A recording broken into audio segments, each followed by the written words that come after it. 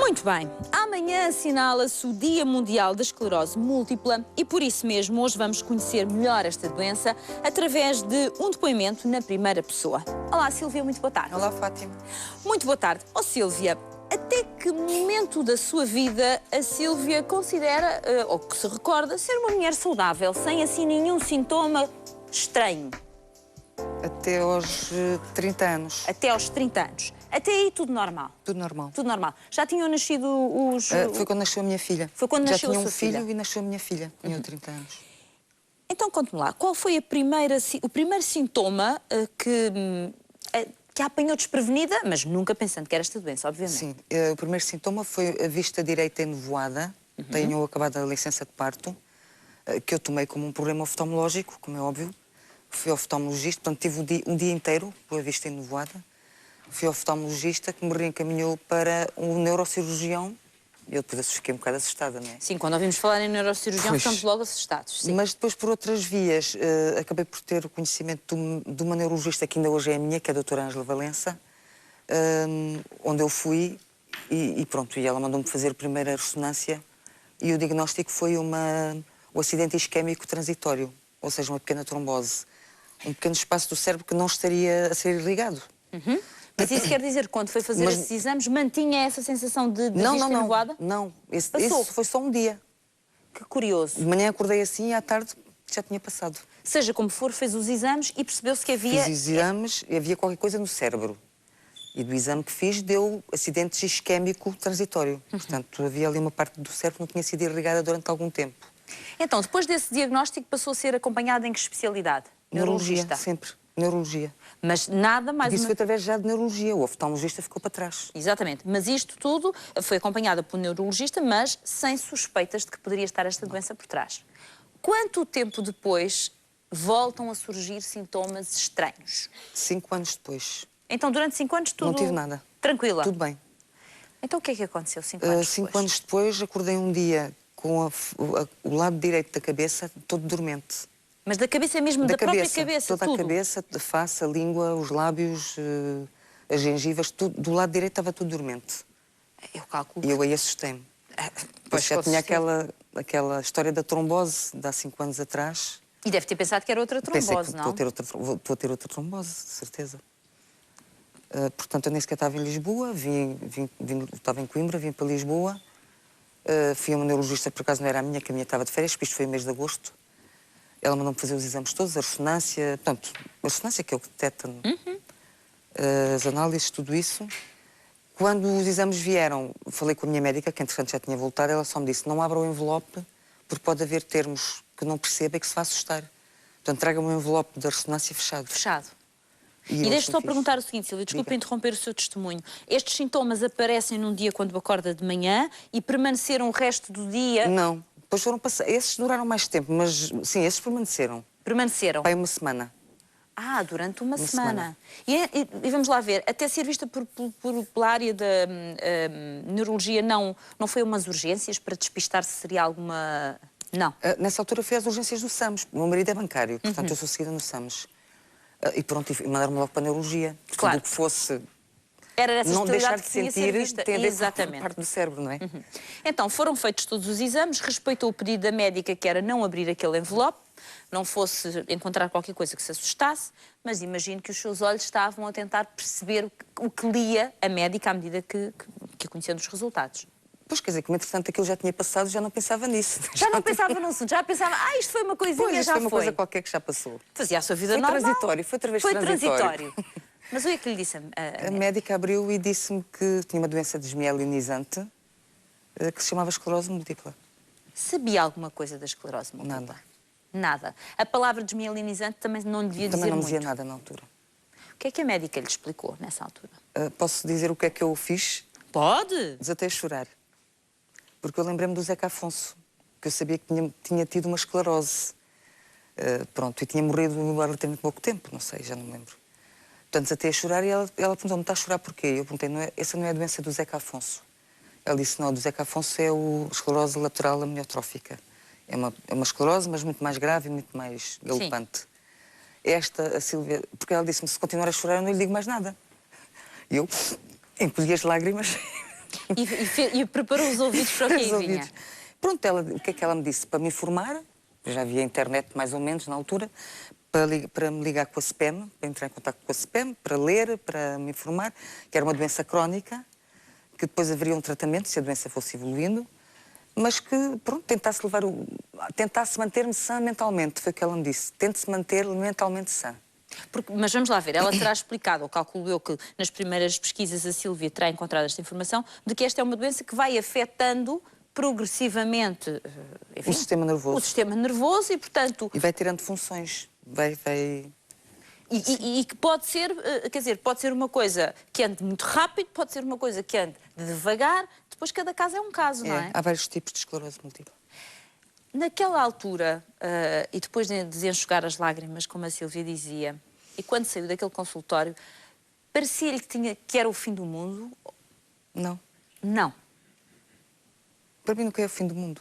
Achou sempre que o que quer que seja, eu vou ser capaz de sobreviver a isto? Sim, eu penso sempre, há mais vida além disto, portanto vamos ver o que isto é, onde é que isto vai dar. Já sei que não tem cura, portanto vou ter que ser tratada toda a vida. Mas na altura não comecei tratamento nenhum sequer, na altura. Portanto mantive-me calma, se tivesse um surto tinha que fazer cortisona, mas quer dizer, tirando isso eram coisas pontuais. Já vamos falar da história dos surtos. Há pouco falou na SPEM. O que é SPEM? Sociedade Portuguesa de Esclerose Múltipla. Bom, e foi essa uma das portas a que bateu? Importante para si ou não? Bati, não. Por acaso a doutora Ângela falou com a SPEM e um dos funcionários da SPEM foi ao meu emprego levar-me as revistas e os manuais. Não precisou de bater, eles é que bateram à sua porta. Ter comigo. Foi uma ajuda importante? Foi. Para começar a entender de facto o que era a doença e saber que havia uma entidade a quem eu podia dirigir. Exato. E se calhar até também, Sílvia, para poder encontrar outras pessoas que tinham uma doença, não igual, porque as doenças não são iguais em todas as pessoas, mas pelo menos que sabiam compreendê-la, não? Sim. Mas na altura não foi muito por aí, porque eu na altura sentia-me bem, tirando o adormecimento daquele surto que tive.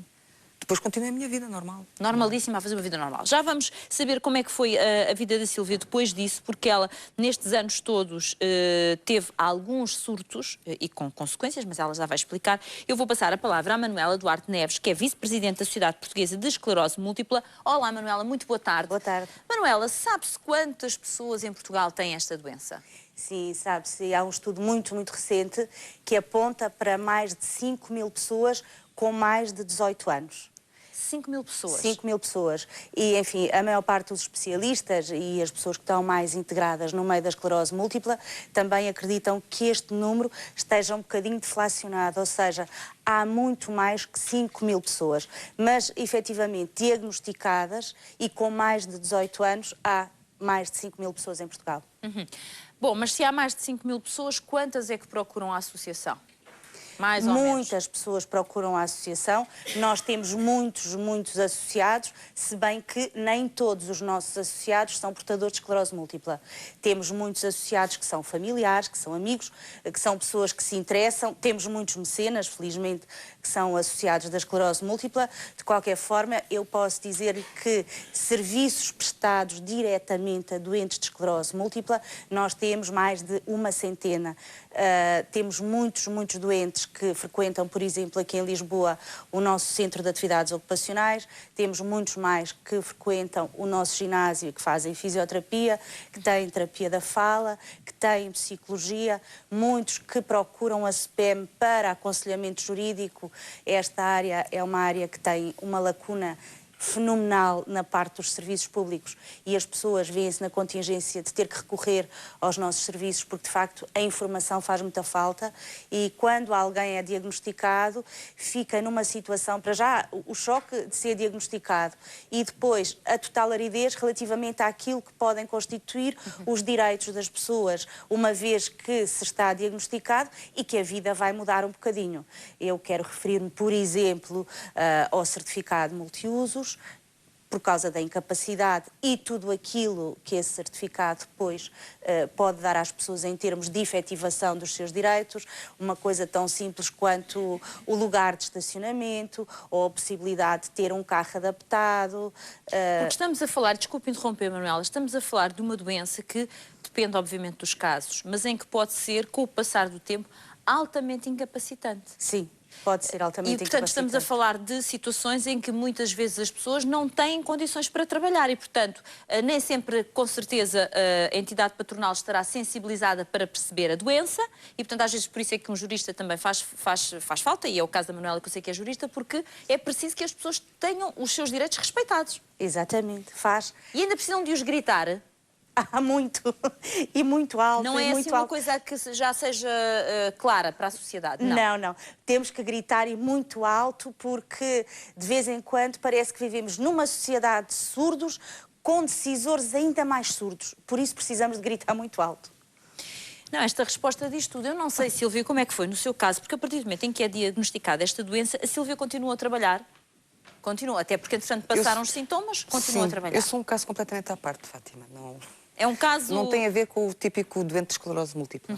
O que é que Eu mantive-me ativa, trabalhei reformei-me com 49 anos, portanto, mantive-me ativa, continuo a conduzir, continuo a ir passear, não tenho atestado de multiusos, não quero lugar para o carro. Enquanto eu puder andar e mexer-me, não quero nada. Quero andar e mexer-me.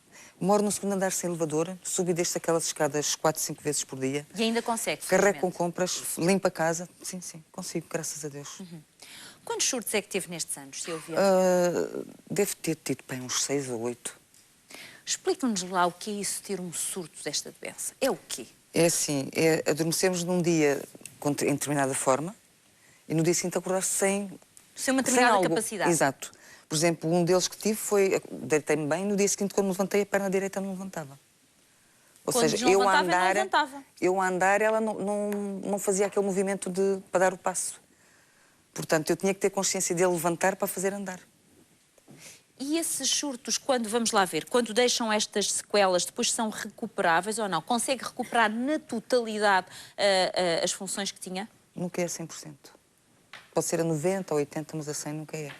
E para recuperar, o que é preciso? Fisioterapia? Nunca fiz. Nunca fez? Nunca fiz.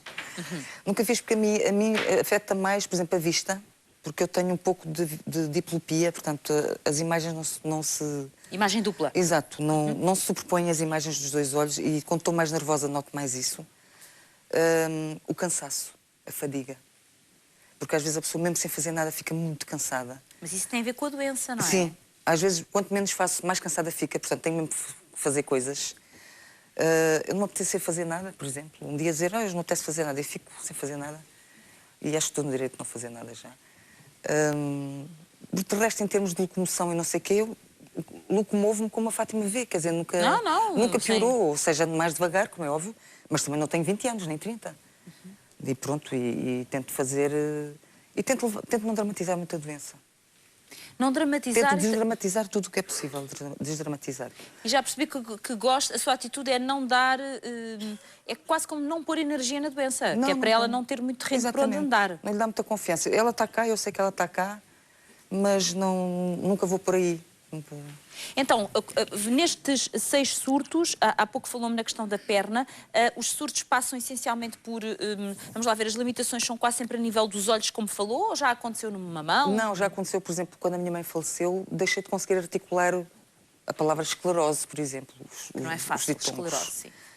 Pronto, foi um dos surtos que tive, foi na altura, que foi quando a médica, que já tinha o diagnóstico desde o ano anterior, minha mãe morreu em 97, a médica me disse que tinha que começar a fazer os interferons, que são os tratamentos que nós fazemos, são os imunomoduladores do sistema imunitário. Sabe que esta doença é o sistema imunitário que ataca, em vez de atacar um bicho que nos está a atacar, ataca o próprio corpo, que é, neste caso, a mielina, que é o tal revestimento dos fios elétricos que faz a passagem das informações para o... Ou seja, como acaba por afetar esse revestimento dos fios elétricos, os fios elétricos vão ficando expostos sem proteção nenhuma. A informação passa muito mais devagar. Exato. E fica, claro, e para já não há por onde passar a informação. Exato. E depois é como se ficassem expostos, exato. não é? E é por aí que as coisas começam a deixar de funcionar, porque começam a funcionar mais devagar, porque a informação não passa com a clareza e com a velocidade que devia passar. Agora, é curioso, porque a Sílvia, que é a típica baratinha, não é capaz de estar sossegada, não tem feitio, ou formiguinha, como quiser o animal que preferir, ou baratinha ou formiguinha, deixa para escolher. Mas é por natureza irrequieta, não é uma mulher que tenha feitio para ver passar os dias um atrás do outro. E sou touro de signo. Também eu. Também eu sei. Somos uns bichos que não conseguimos ficar aqui sossegados como deve ser. Começamos logo a mexer muito na cadeira, que isto faz-nos até alguma confusão. Mas estava eu a dizer, quando percebeu que estava numa etapa nova da vida, porque de alguma forma é isso, ou seja, estava numa etapa em que havia outro tipo de prioridades, começou também a voltar-se para aqueles que precisavam de ajuda e até mais ajuda do que a própria Silva, que felizmente leva a sua vida mais ou menos bem. Como é que tem sido este trabalho solidário com as pessoas que têm a mesma doença, mas infelizmente não as mesmas... Para mim é muito satisfatório, porque ajudo pessoas, vejo coisas terríveis também. O que é que chama coisas pessoas muito terríveis? piores do que eu e pessoas muito mais novas do que eu. Mas o quê? Já sem se conseguirem Sim, mexer? eu, por exemplo, tenho uma moça que tem 37 anos a ser alimentada pela mãe com um prato de Cerelac, porque ela não se mexe, nem sequer abre os olhos. Portanto, a mãe é que tem que estar, tipo bebê, a dar-lhe de comer. Tenho amigos em lares, que são pessoas com 40 e poucos anos e estão em lares sem fazer nada, porque estão em lares. Porque a família não aguenta. Doença? Porque a família não aguenta a rotina. E, portanto, vão para lares. E é por aí, eu vou fazer as visitas aos lares, as domiciliárias. Depois há pessoas que não se querem expor, continua a haver muita gente que não se quer expor e mostrar que tem a doença, nem dar-se connosco. Que eu depois gostaria de falar num grupo que nós formamos no Facebook. Pode falar. E fazemos muitos lanches, muitos almoços, muito convívio. É importante. Mas há pessoas que não querem estar no meio das pessoas que têm esclerose múltipla. Têm medo daquilo que vão ver. Eu também tive no início, confesso.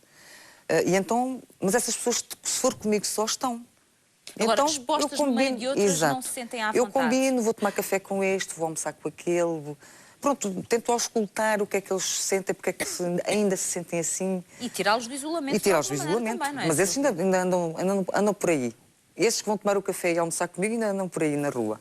Não querem estar junto da população de esclerose múltipla. Porque talvez isso seja uma forma de ter que admitir para eles próprios que têm a doença. Pois, ou e só os seja, psicólogos... estar com os seus pares não é aqui uma coisa fácil, É capaz, não é? isso os psicólogos é que podem explicar. Eu tento sempre puxá-los. Que grupo é esse que foi criado Esse grupo foi criado por um Facebook? senhor que é de Chaves e que tem esclerose múltipla e que chama-se Nós Tomamos Conta da Esclerose Múltipla. Nós tomamos conta da esclerose múltipla. Sim. Portanto, é no Facebook, tem gente de norte a sul, somos cerca de 800 membros, o que é muito pouco comparado com os 5.000 que a doutora Manuela falou, não é? É uma porcentagem pequena, mas também nem toda a gente tem computador, nem tem... Aliás, nós somos privilegiados nesse aspecto. E como é que fazem? Vocês fazem iniciativas? Juntam-se? Juntamos-nos, fazemos almoços, jantares, tertúlias, e depois vamos para lá por os lamentos e por as alegrias e dizer parvoices. E portanto, todos os membros do grupo têm direito a contar anedotas. E fazem em sítios diferentes do país? Fazemos.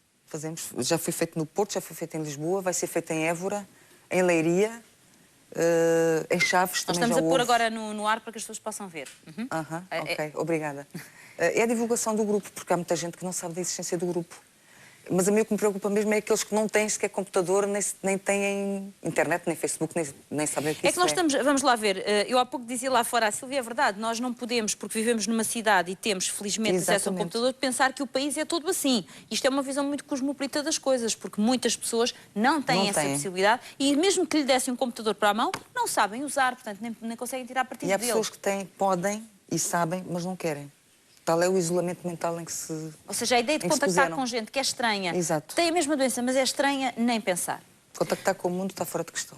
Há pouco a Silvia referiu que conseguiu recuperar de uma perna, não precisou de fazer aqui nenhuma espécie, enfim, de fisioterapia, ou ela conseguiu sozinha, não sei, ela é uma força da natureza, se calhar conseguiu sozinha. Lá deve ter conversado com a perna pôs-se fina e percebeu que com ela não levava avante, não sei. Mas nós temos na primeira fila o Dr. Alexandre Barbosa, médico fisiatra. Olá, doutor, muito boa tarde. Boa tarde. Eu gostava que falasse um bocadinho da recuperação que é possível fazer em fisiatria desta doença, ou seja, até onde é que a vossa intervenção pode aqui significar ganhos? A esclerose múltipla é uma doença que é crónica e é progressiva, com exceção de algumas formas benignas em que pouco afetam, mas a forma mais comum é progressiva e, de facto, é crónica e em cerca de 85% não há redução da esperança média de vida, portanto, o doente vai desde a data em que lhe é diagnosticada a esclerose múltipla até à morte numa idade natural, com déficits que podem ir-se acrescentando cada vez mais uns aos outros.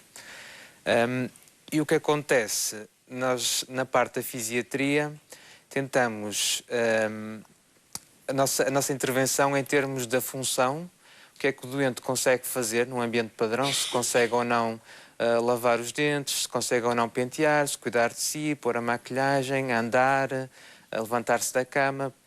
Depois tentamos abordar a atividade, que é o que ele de facto faz, porque no nosso consultório pode conseguir fazer tudo, e depois em casa, por questões de barreiras arquitetónicas, não fazer nada.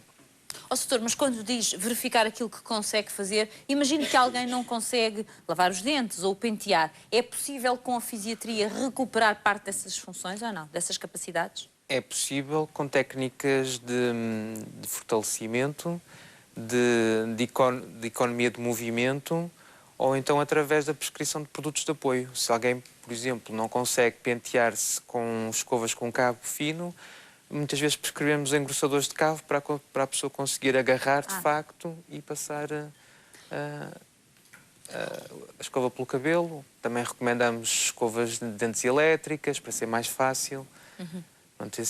Fazemos esse tipo de estudos, nomeadamente na terapia ocupacional, para adaptarmos e tentarmos que as pessoas desenvolvam até ao máximo tempo possível as suas próprias atividades, não estejam dependentes de terceiros para fazer as suas atividades de vida diária. Ou seja, procurar sempre que com o vosso trabalho, se possível, recuperar alguma coisa, mas para além do recuperar, retardar outros efeitos, não é? Para que haja qualidade de vida, no fundo, é isso. Exatamente. Nós trabalhamos muito na qualidade de vida.